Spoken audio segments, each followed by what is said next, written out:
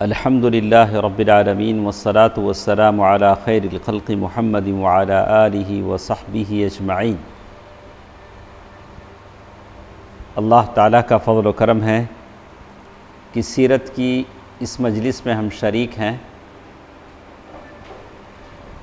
کل کے درس میں جو باتیں ہمارے ساتھ تھیں، اللہ کے نبی صلی اللہ علیہ وسلم نے خیبر کے علاقے پر کوچ کیا، اور خیبر والوں نے کیا کیا کیا کل کے درس میں ہم نے سنا۔ تو خیبر کا جو بھی علاقہ تھا دو حصوں میں بٹا ہوا تھا۔ پہلے حصے میں کچھ قلعے تھے اور دوسرے حصے میں کچھ قلعے تھے۔ تو ایک ایک قلعہ مسلمانوں نے فتح کرنا شروع کیا۔ ان قلعوں میں سے جو نام ہم نے کل کے درس میں پڑھے، ایک حصن ناعم یہ فتح ہوا، حصن صعب بن معاذ یہ بھی فتح ہوا، حصن قلعہ زبیر یہ بھی فتح ہوا۔ تو آج جہاں سے ہماری بات شروع ہوئے، حصن ابی اور حصن نزار، یعنی پہلے حصے کی دو قلعوں کی بات کل کے درس میں ہمارے ساتھ باقی تھی۔ وہیں سے ہم اپنی بات کو شروع کرتے ہیں۔ زبیر کا قلعہ جب فتح ہوا تو یہودی بھاگ کر وہاں سے حصن ابی نامی قلعے میں جمع ہونے لگے۔ مسلمانوں نے وہاں کا بھی محاصرہ کیا، اس کو بھی گھیرا، اور ایک کے بعد دیگر یہودیوں سے مبارزت کی دعوت دیتے رہے۔ دو مسلمان یہودیوں سے جنگ کے لیے نکلے اور دونوں کے دونوں مارے گئے، دونوں کے دونوں شہید ہو گئے۔ یہاں انہوں نے کہا کہ دونوں ہی مسلمان جانبازوں کے ہاتھوں، یعنی مسلمانوں نے یہودیوں کو قتل کر دیا، جو یہودی وہاں سے نکلے تھے ان یہودیوں کو قتل کر دیا۔ دوسرے یہودی کو جنہوں نے قتل کیا وہ سر پر لال پٹی باندھنے والے تھے۔ وہ کون صاحب تھے جو لال پٹی باندھ لیتے تھے؟ ماشاءاللہ یاد ہے نام، ابو دجانہ رضی اللہ عنہ۔ انہوں نے ایک یہودی کو قتل کیا۔ یہ پانچواں قلعہ تھا، قلعہ ابی۔ قتل کرنے کے بعد بالکل پیچھے سے ایک دم قلعے میں گھس گئے۔ یہ تو قلعے کے باہر جنگ ہو رہی تھی، قلعے میں گھس گئے۔ وہ تھے سرخ پٹی والے مشہور جاں فروش حضرت ابو دجانہ سماک بن خرشہ انصاری رضی اللہ عنہ۔ دوسرے یہودی کو قتل کر کے نہایت تیزی سے قلعے میں جا گھسے، اور ان کے ساتھ ہی پیچھے پیچھے سارا اسلامی لشکر بھی قلعے میں گھس گیا۔ قلعے کے اندر کچھ دیر تک تو زوردار جنگ ہوئی، لیکن اس کے بعد یہودیوں نے قلعے سے کھسکنا شروع کر دیا، اور بالآخر صبح کے صبح بھاگ کر قلعہ نزار میں پہنچ گئے۔ یہ پانچواں قلعہ، آخری قلعہ، یہ آخری قلعہ تھا۔ خیبر کے جو دو علاقے تھے، جو منطقے تھے، اس میں آخری قلعہ تھا۔ یہ قلعہ علاقے کا سب سے مضبوط قلعہ تھا۔ کیا تھا؟ بہت ہی مضبوط قلعہ تھا، اور یہود کو تقریباً یقین تھا کہ مسلمان پوری کوشش کے باوجود بھی اس قلعے میں داخل نہیں ہو سکتے، قلعہ نزار میں۔ اس لیے یہود نے ایسا کیا تھا، اس قلعے میں عورتوں اور بچوں کو بھی رکھا تھا، پہلے قلعوں میں نہیں رکھا تھا۔ چونکہ قلعہ مضبوط تھا، عورتوں اور بچوں کو بھی ساتھ تھے۔ مسلمانوں نے اس قلعے کا سختی سے محاصرہ کیا اور یہود پر سخت دباؤ ڈالا، لیکن چونکہ قلعہ مضبوط تھا، بلند تھا، اور پہاڑ کی چوٹی پر تھا، اندر داخل ہونا مشکل تھا، اور اندر سے جو یہود تھے وہ باہر نکل کر مسلمانوں سے ٹکرانے کی طاقت نہیں رکھتے تھے، جرأت نہیں کرتے تھے۔ البتہ اندر سے تیر برساتے تھے۔ کیا کرتے تھے؟ اندر سے تیر برساتے تھے۔ سخت مقابلہ تھا۔ جب اس قلعہ نزار کی فتح مسلمانوں پر زیادہ دشوار محسوس ہونے لگی تو رسول اللہ صلی اللہ علیہ وسلم نے منجنیق کے آلات نصب کرنے کا حکم دیا، منجنیق جس میں سے پتھر زور سے ایسے کیا ہو جائیں پھینکے جاتے ہیں۔ ایسے معلوم ہوتا ہے کہ مسلمانوں نے چند گولے پھینکے بھی تھے جس سے قلعے کی دیواروں میں سوراخیں پڑ گئیں اور مسلمان اندر گھس گئے، اور اس کے بعد قلعے کے اندر سخت جنگ ہوئی اور یہود شکست کھا گئے۔ تو یہ ہوا کہ خیبر کے 2 حصوں میں سے ایک حصہ پورے کا پورا کیا ہو گیا، ختم ہو گیا، اور وہ بقیہ قلعوں کی طرح اس قلعے سے بھی چپکے چپکے کھسک کر نکل نہیں سکے، بلکہ اس طرح بے تحاشا بھاگے کہ اپنی عورتوں اور بچوں کو بھی مسلمانوں کے رحم و کرم پر چھوڑ دیا۔ اپنے عورتوں اور بچوں کو بھی کیا نہیں کر سکے، اپنے ساتھ نہیں لے جا سکے۔ اس مضبوط قلعے کی فتح کے بعد خیبر کا پہلا حصہ نطات اور شخ کا علاقہ فتح ہو گیا۔ اس علاقے میں چھوٹے چھوٹے کچھ اور بھی قلعے تھے، لیکن اس قلعے کے فتح ہوتے ہی یہودیوں نے باقی ماندہ قلعوں کو بھی خالی کر دیا، اور شہر کے دوسرے علاقے قتیبہ یا کتیبہ ادھر سارے یہودی ادھر ہو گئے۔ ابھی خیبر کا کتنا علاقہ باقی ہے؟ آدھا، ابھی تو آدھا ہی ہوا۔ خیبر کا جو اور علاقہ تھا، یہ علاقہ جو ہے اس علاقے کا نام تھا سلالم یا سلالم۔ یہ وہاں کا جو یہودی بنو نضیر کا ایک مشہور آدمی تھا ابو الحقیق، یہودی ابو الحقیق کا قلعہ تھا، اور وہاں سے جو یہودی ہارے تھے پہلے حصے سے وہ بھی یہاں آ گئے تھے۔ تو کہتے ہیں کہ یہ جو قلعے تھے دوسرے حصے کے، اللہ کے نبی صلی اللہ علیہ وسلم وہاں جب پہنچے، اس علاقے کا نام تھا کتیبہ، یہ دوسرا سیکنڈ پارٹ۔ تو اللہ کے نبی صلی اللہ علیہ وسلم نے اس کا بھی محاصرہ کیا، گھیرا، اور یہ محاصرہ 14 روز تک رہا۔ کیسے بولیں 14 ڈیز، کیسا کھلے میدان میں یا جو کچھ بھی تھا، اللہ کے نبی سے محاصرہ کیا۔ حالت یہ تھی کہ یہود اپنے قلعوں سے نکل نہیں رہے تھے، اور یہاں تک کہ اللہ کے نبی صلی اللہ علیہ وسلم نے ارادہ کیا کہ منجنیق لگا دی جائے، پتھر برسا جائے۔ جب یہود کو تباہی کا یقین ہو گیا تو انہوں نے رسول اللہ صلی اللہ علیہ وسلم سے صلح کی بات کر دی، بولا کہ نہیں، ہم لوگ کیا کر لیتے ہیں، صلح کی بات کر لیتے ہیں۔ صلح کی بات چیت کے لیے پہلے ابن ابی الحقیق نے رسول صلی اللہ علیہ وسلم کے پاس پیغام بھیجا کہ میں آپ سے آ کر بات چیت کر سکتا ہوں۔ جو بڑا رئیس تھا بنو نضیر کا، اس نے پیغام بھیجا کہ میں آپ کے پاس آ کر بات چیت کرنا چاہتا ہوں۔ آپ نے فرمایا کہ ہاں آ سکتے ہو، اور یہ جب جواب ملا تو اس نے آپ کے پاس حاضر ہو کر اس شرط پر صلح کر لی کہ قلعے میں جو بھی فوج ہے سب کی جان بخشی ہو جائے۔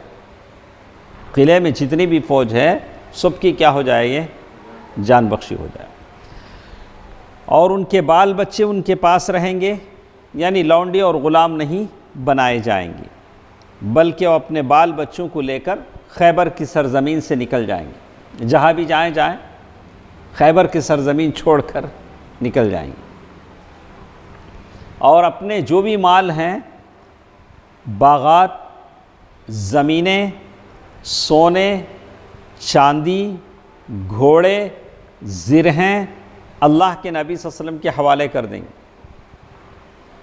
صرف اتنا کپڑا لے جائیں گے جتنا ایک انسان اپنی پیٹھ پر اٹھا سکتا ہے۔ کیا ذلت رہی، اسی لیے قرآن نے کہا کہ یہودیوں پر کیا ذلت کی۔ ارے اسلام لا لیتے تو سارا مسئلہ ہی ختم تھا، نہیں، لیکن اسلام لانا نہیں چاہتے تھے، اپنے گھروں کو چھوڑا۔ جیسے اللہ نے قرآن میں کہا، انہوں نے اپنے گھروں کو چھوڑا، اپنے سارے باغات کو چھوڑا، اور بڑی بے عزتی کے ساتھ وہاں سے نکالے گئے۔ اب رسول اللہ صلی اللہ علیہ وسلم نے بات سننے کے بعد اللہ کے نبی صلی اللہ علیہ وسلم نے کیا کہا، دیکھیے رسول اللہ صلی اللہ علیہ وسلم نے فرمایا، اگر تم لوگوں نے مجھ سے کچھ چھپایا ابھی تو تم کیا کہہ رہے ہو کہ سارا مال، سونا چاندی، گھوڑے، زریں سب کے سب کس کے ہیں؟ آپ کے ہیں۔ لیکن اگر تم لوگوں نے کچھ چھپایا تو پھر اللہ اور اس کے رسول صلی اللہ علیہ وسلم بری الذمہ ہوں گے۔ کیا بولے؟ اگر تم نے کچھ چھپایا تو اللہ اور اس کے رسول صلی اللہ علیہ وسلم کیا ہوں گے؟ بری الذمہ ہوں گے۔ تو یہود نے یہ شرط منظور کر لی، ٹھیک ہے ہم آپ سے کچھ نہیں چھپائیں گے، اس لیے کہ یہودیوں کو سارا خزانہ چھوڑ کے جانا تھا۔ اس مصالحت کے بعد تینوں قلعے خیبر کے جو دوسرے علاقے میں جو تینوں قلعے تھے وہ مسلمانوں کے حوالے کر دیے گئے۔ اس طرح پورا خیبر مسلمانوں کے ہاتھوں میں آ گیا۔ لیکن یہ جو صلح کرنے آیا تھا ابو الحقیق، اس کے دونوں بیٹے ایسے تھے کہ دونوں کے دونوں نے بدعہدی کی۔ بدعہدی کا مطلب یہ تھا کہ کیا عہد کیا تھا؟ نہیں، وہ ان کی طرف سے تھا۔ اللہ کے نبی صلی اللہ علیہ وسلم کی طرف سے کیا تھا؟ نہیں تھا، کچھ بھی نہیں چھپائیں گے۔ کیا تھا؟ اللہ کے نبی صلی اللہ علیہ وسلم نے یہ شرط رکھی تھی کہ کچھ بھی نہیں چھپائیں گے، لیکن انہوں نے چھپایا۔ جو رئیس سردار تھا اس کے دونوں بیٹوں انہوں نے چھپایا، بہت سا مال غائب کر دیا۔ ایک کھال غائب کر دی، پورا چمڑے کا ایک بڑا چمڑے کا ایک کھال جس میں مال اور حیی بن اخطب کے زیورات تھے۔ حیی بن اخطب کون تھا؟ وہ یہودیوں کا سردار جو مارا گیا، اس میں خندق کے بعد جو مارا گیا، تو اس کے زیورات تھے، پورے انہوں نے غائب کر دیا۔ اسے حیی بن اخطب مدینے سے بنو نذیر کی جلا وطنی کے وقت اپنے ہمراہ لایا تھا۔ ابن اسحاق کا بیان ہے کہ رسول اللہ صلی اللہ علیہ وسلم کے پاس کنانہ ابن ابی الحقیق لایا گیا۔ ابو الحقیق کا بیٹے کا نام ہے کنانہ، دونوں بیٹوں نے بدعہدی کی تھی۔ اس کے پاس بنو نذیر کا خزانہ تھا، لیکن آپ نے پوچھا، دریافت کیا کہ تم نے کچھ چھپایا، تو اسے کیا کرنا چاہیے تھا؟ اس کو بول دینا چاہیے تھا۔ تو اس نے بتایا کہ خزانے کے بارے میں مجھے کوئی علم نہیں۔ اس کے بعد ایک یہودی نے آ کر بتایا کہ کنانہ کو روزانہ اس ویرانے کا چکر لگاتے ہوئے دیکھا تھا۔ ایک ویران جگہ تھی، یہ کنانہ بار بار وہاں جاتا تھا۔ اس پر رسول اللہ صلی اللہ علیہ وسلم نے کنانہ سے فرمایا، یہ کس کا بیٹا ہے کنانہ؟ ابو الحقیق کا۔ تو کنانہ سے فرمایا، یہ بتاؤ اگر یہ خزانہ ہم نے تمہارے پاس سے برآمد کر لیا تو پھر تو ہم تمہیں قتل کر دیں گے نا۔ اللہ کے نبی صلی اللہ علیہ وسلم نے فرمایا کہ سیدھی سیدھی بات ہے، اگر تم خزانہ کہاں ہے بتاتے ہو تو بتاؤ، اگر تم نے نہیں بتایا، ہم نے دریافت کر لیا تو پھر ہم تم کو کیا کریں گے؟ قتل کر دیں گے۔ اس نے کہا جی ہاں۔ آپ نے وہ جگہ جہاں یہ گھومتا تھا نہیں، وہاں کھودنے کا حکم دیا اور اس سے کچھ خزانہ برآمد ہوا۔ پھر باقی ماندہ خزانے کے متعلق آپ نے دریافت کیا تو اس نے پھر ادائیگی سے انکار کر دیا، پھر بولا کہ مجھے نہیں معلوم۔ تو اللہ کے نبی صلی اللہ علیہ وسلم نے حضرت زبیر کے حوالے کیا، اسے لے جا کے کیا کرو؟ تھوڑی مہمان نوازی کرو۔ کس کو؟ کنانہ کو۔ تو فرمایا کہ اسے تھوڑا کیا کرو؟ ٹریٹ کرو تھوڑا، تو یہاں تک کہ اس کے پاس جو کچھ ہے وہ اگل دے، وہ سب ہمیں حاصل ہو جائے۔ حضرت زبیر رضی اللہ عنہ اس کے سینے پر چخماق کی ٹھوکریں ماریں، یعنی جس طرح کا وہ زمانے میں سزا دینے کا یہ تھا انہوں نے اپنایا، یہاں تک کہ اس کی جان پر بنائی۔ وہ بولا کہ اب تو ایسے ہی مار کھاتا رہوں گا تو مر جاؤں گا۔ پھر اسے رسول اللہ صلی اللہ علیہ وسلم نے اور ایک صحابی کے حوالے کیا، محمد بن مسلمہ رضی اللہ عنہ۔ محمد بن مسلمہ رضی اللہ عنہ یہ فوجی جرنیل تھے اور ان کو پوری معلومات تھی کیسے کس کے ساتھ کیا کیا جائے۔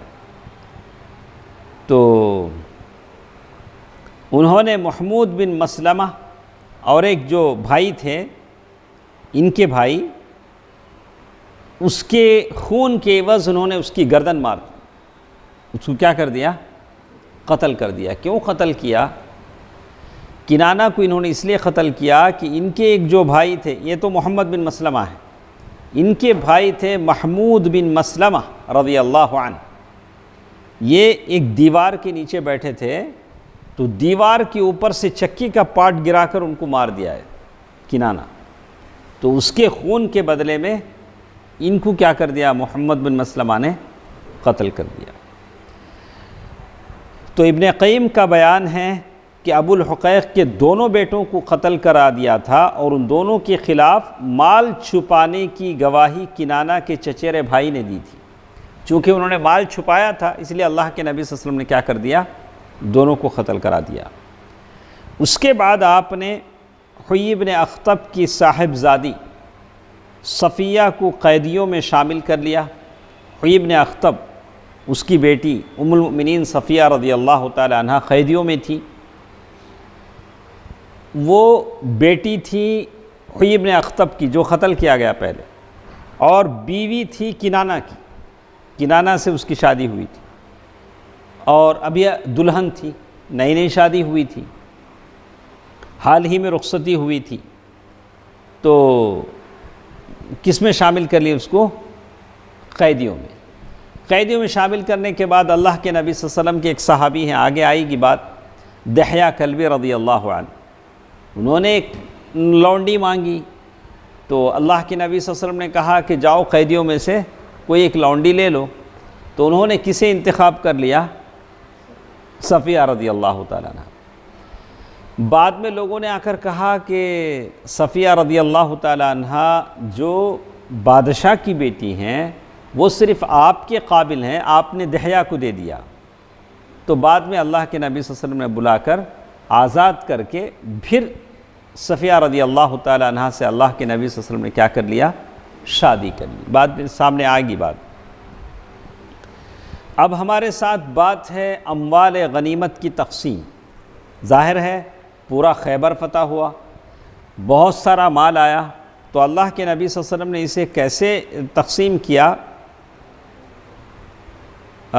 دیکھیے، رسول اللہ صلی اللہ علیہ وسلم نے یہود کو خیبر سے نکال دینے کا ارادہ فرمایا تھا، اور معاہدے میں یہ بھی طے ہوا تھا، معاہدے میں یہی طے بھی ہوا تھا، مگر یہود نے کہا کہ اے محمد صلی اللہ علیہ وسلم ہمیں اس سرزمین میں رہنے دیجیے۔ یہودیوں نے کیا کہا؟ ہم کو یہاں رہنے دیجیے، یہاں کھیتے ہیں، آپ کو کھیتی کرنا آتا نہیں آپ لوگوں کو، اور صحابہ کے پاس اتنی فرصت بھی نہیں تھی، اس لیے کہ جنگ و جدال سریے بھیجنے تھے۔ تو یہودیوں نے کہا کہ ہم کام کریں گے، وہ لوگ زمین کے اونر تھے، لیکن آج کیا ہو گئے؟ کام کرنے والے ہو گئے۔ انہوں نے کہا کہ اے محمد ہمیں اس سرزمین میں رہنے دیجئے، ہم اس کی دیکھ ریکھ کریں گے۔ حالانکہ زمینیں کس کی تھی؟ انہی لوگوں کی تھی، لیکن آج وہ لوگ اسی زمین کے کیا ہو گئے؟ نوکر ہو گئے، کیونکہ ہمیں آپ لوگوں سے زیادہ اس کی معلومات ہے۔ آپ لوگوں نے تو خیبر فتح کر لی ہے، لیکن خیبر میں تو آپ لوگ نہیں رہیں گے، تو ایسے انہوں نے کہا۔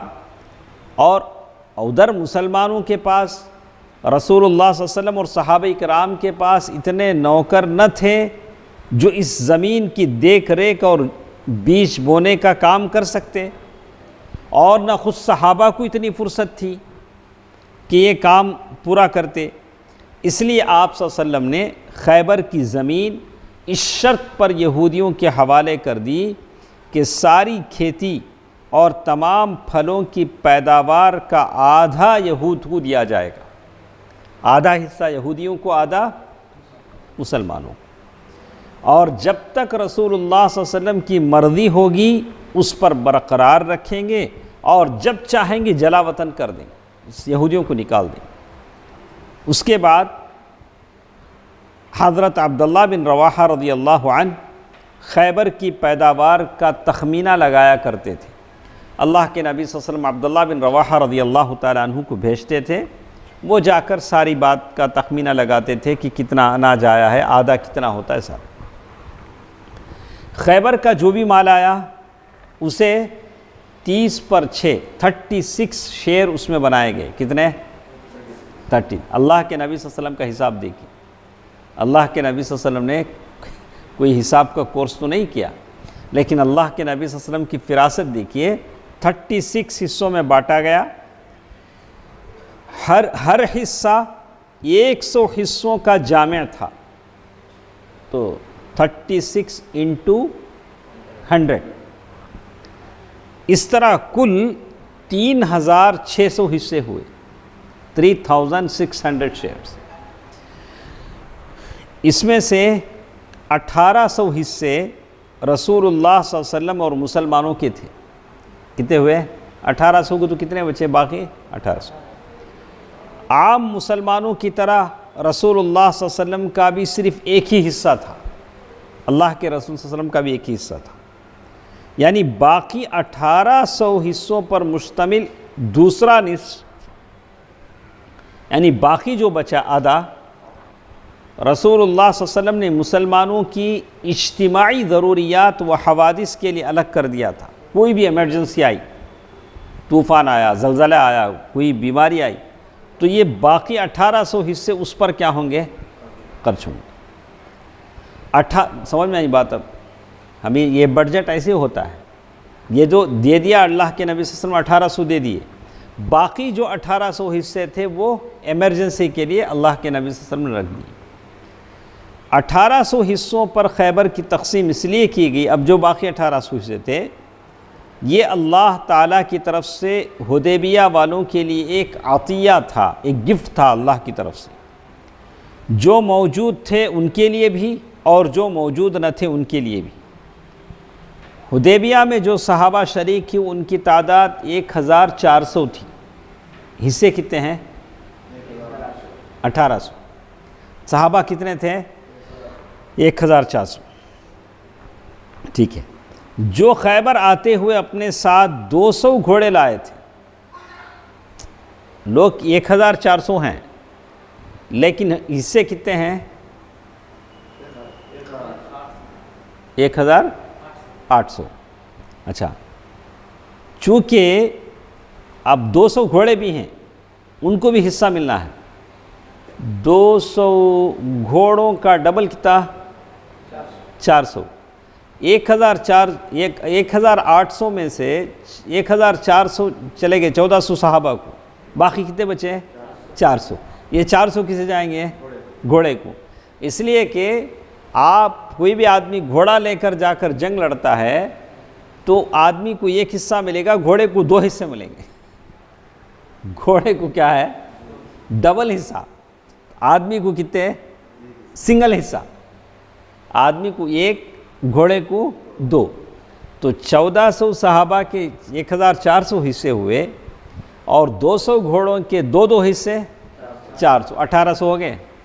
کیا کیلکولیشن رہے گا، کیسا حساب رہے گا صلی اللہ علیہ وسلم۔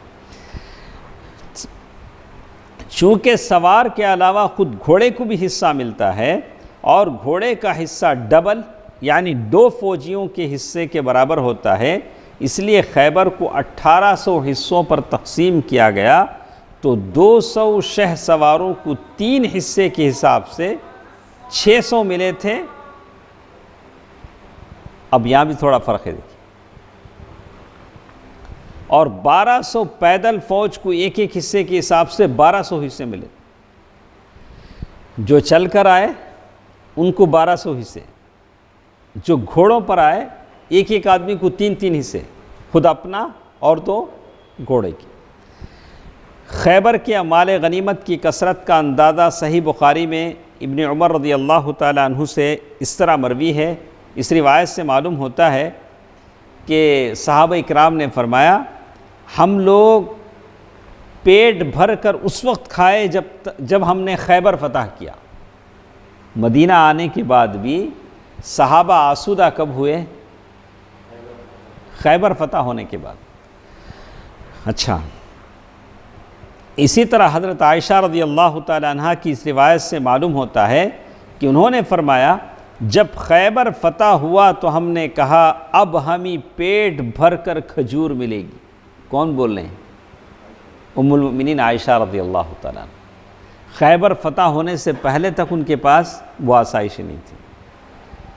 جب رسول اللہ صلی اللہ علیہ وسلم مدینہ تشریف لائے تو مہاجرین نے انصار کو کھجوروں کے وہ درخت واپس کر دیے جو انصار نے امداد کے طور پر انہیں دے رکھے تھے۔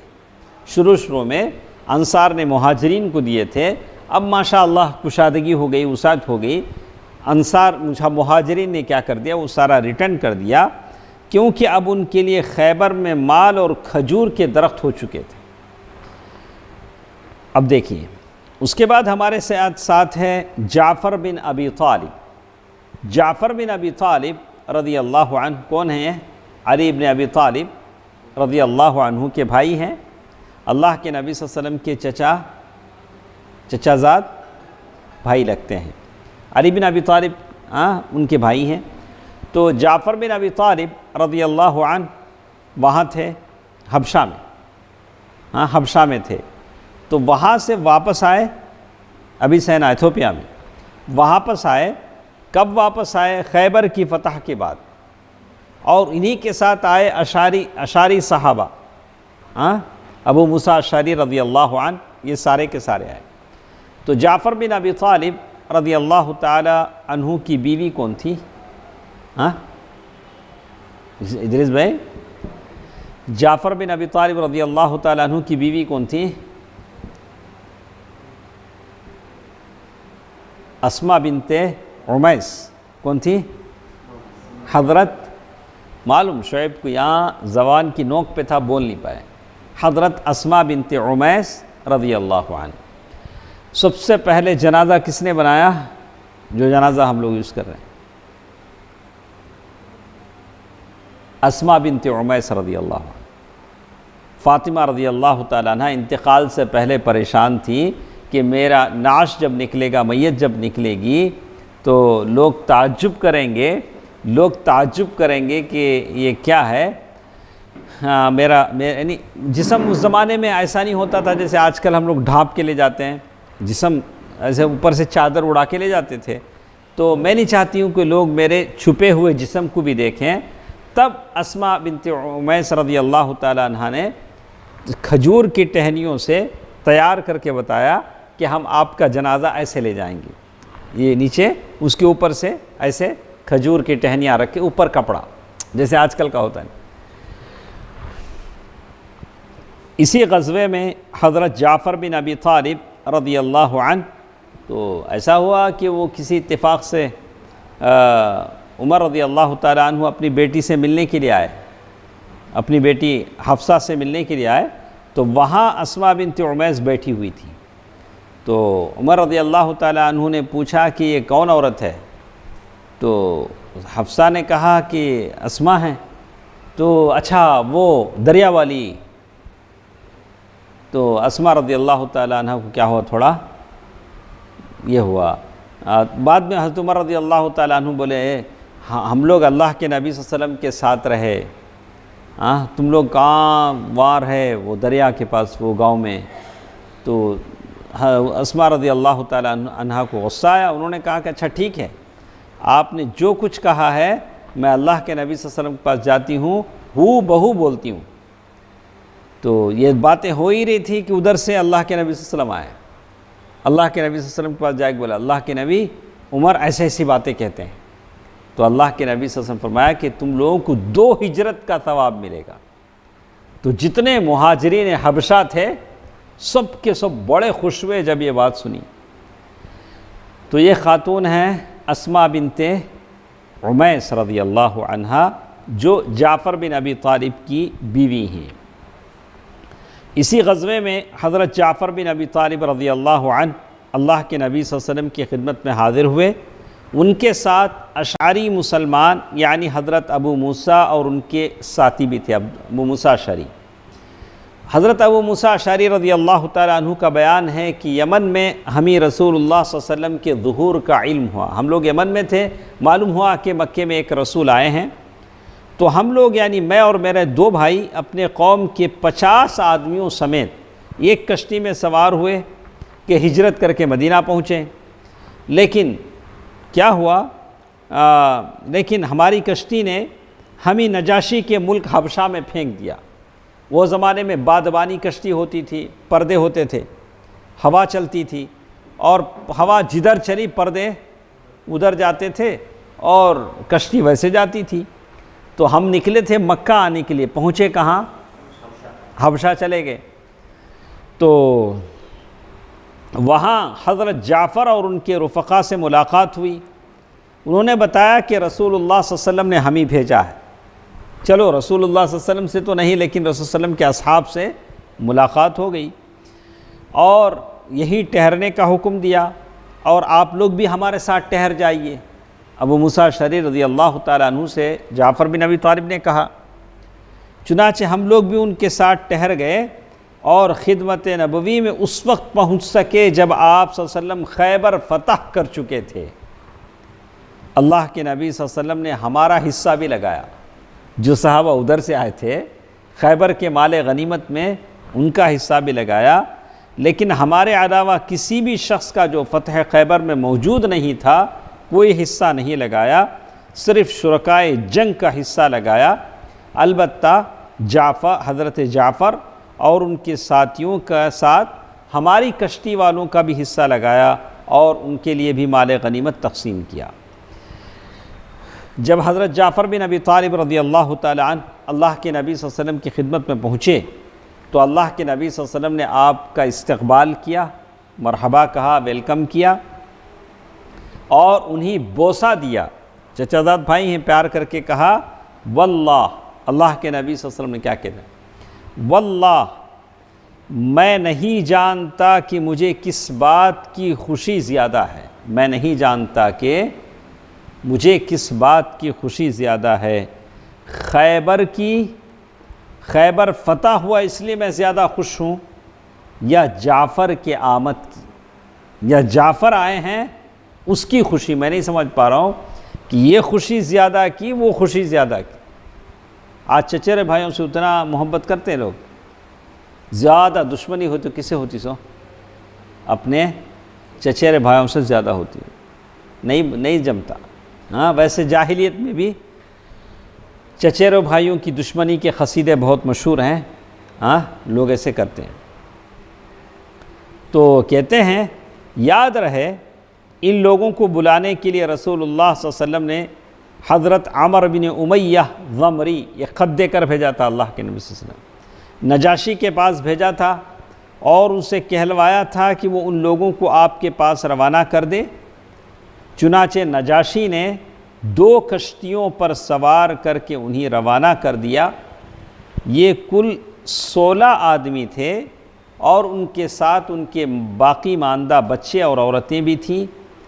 بقیہ لوگ اس سے پہلے مدینہ آ چکے تھے، بچے اور عورتیں جو بھی تھے مدینہ پہنچے۔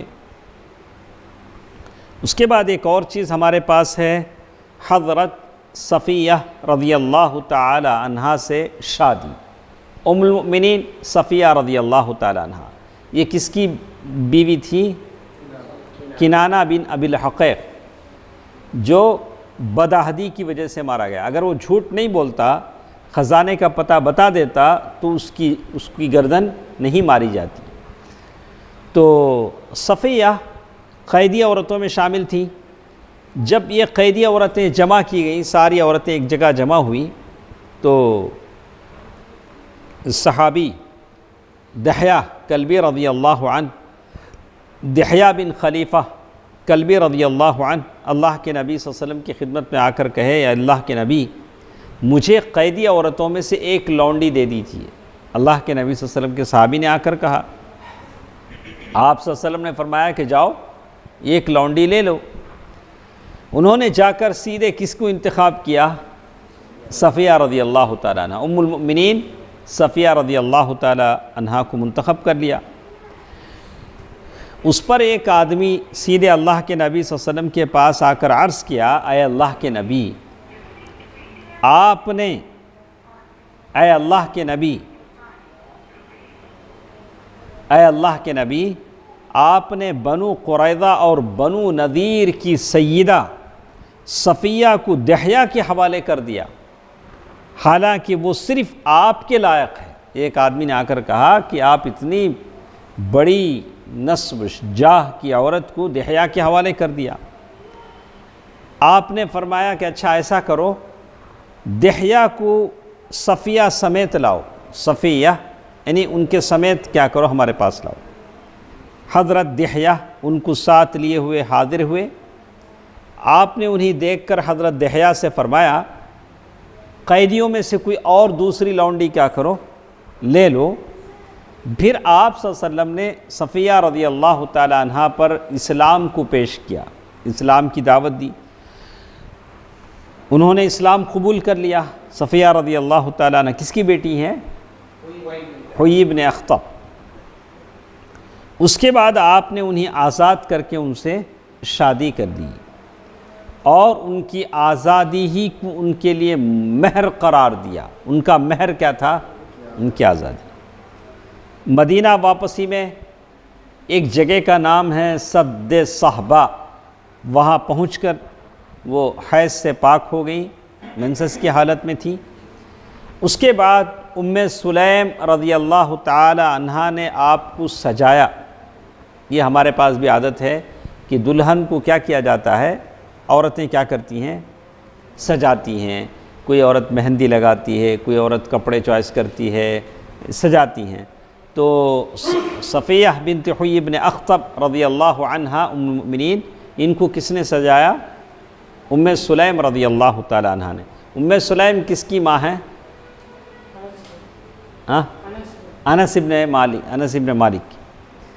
ام سلیم رضی اللہ عنہا ان کے جو شوہر تھے انس بن مالک تو مسلمان نہیں ہوئے، بعد میں ان سے کس نے شادی کی؟ طلحہ نے، ابو طلحہ نے۔ اچھا، تو ان کی آزادی ہی کو ان کا مہر قرار دیا۔ مدینہ واپسی میں سد صحبہ پہنچ کر حیض سے پاک ہو گئی۔ اس کے بعد حضرت ام سلیم رضی اللہ تعالی عنہا نے انہیں آپ کے لیے آراستہ کیا، اور آپ نے دولہے کی حیثیت سے ان کے ہمراہ صبح کی، اور صبح ولیمہ تھا۔ ولیمہ کیسے ولیمہ؟ کھجور، گھی، ستو ملا کر ولیمہ کھلایا۔ جتنے بھی لوگ تھے، یہ بھی تو بڑا کھجور، ستو، گھی، اور راستے میں 3 روز شبہائے عروسی کے طور پر ان کے پاس قیام فرمایا۔ اس موقع پر ایک بات بتائی جاتی ہے، اس موقع پر آپ صلی اللہ علیہ وسلم نے ان کے چہرے پر ہرا نشان دیکھا۔ کس کے چہرے پر؟ صفیہ رضی اللہ تعالی عنہ کے چہرے پر ہرا نشان تھا۔ دریافت فرمایا یہ کیا ہے؟ یہ کہنے لگی اے اللہ کے رسول صلی اللہ علیہ وسلم، آپ کے خیبر آنے سے پہلے میں نے خواب دیکھا تھا کہ چاند اپنی جگہ سے ٹوٹ کر میرے گود میں آ کر پڑا ہے۔ چاند اپنی جگہ سے گر کر ٹوٹ کر کہاں ہے؟ میرے گود میں۔ اور وہ کہتی ہیں کہ اللہ کی قسم مجھے آپ کے معاملے کا کوئی تصور بھی نہیں تھا۔ گھر میں رہنے والی عورتوں کو کیا معلوم کون رسول آیا ہے، کیوں جنگ ہو رہی، کیا ہے، کچھ نہیں معلوم، مجھے تصور بھی نہیں تھا۔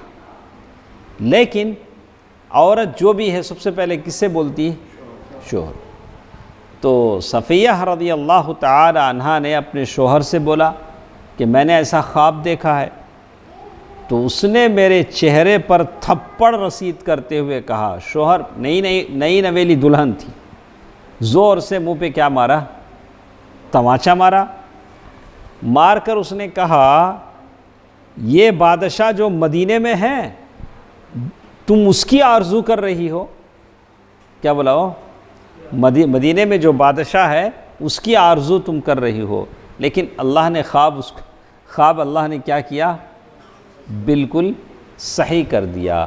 بہرحال خواب جس کے بارے میں کہا کہ پہلا آدمی جو بولتا ہے اللہ تعالیٰ اس کو ویسے ہی کرتے ہیں، تو خواب ویسے آدمی کو بولیں جو آپ کا خیر خواہ، آپ کے لیے بھلائی چاہتا ہو۔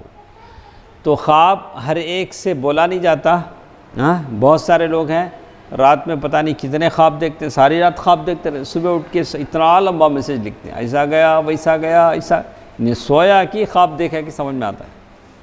ہاں تو ساری رات خواب دیکھتے رہتے. ہاں تو سونے سے اتنا خواب دیکھا، خواب نیند میں اتنا دکھتا. اچھا تو اس کے بعد ایک واقعہ ہمارے ساتھ ہے، زہر آلود بکری کا واقعہ. کون سا واقعہ؟ زہر آلود بکری کا واقعہ.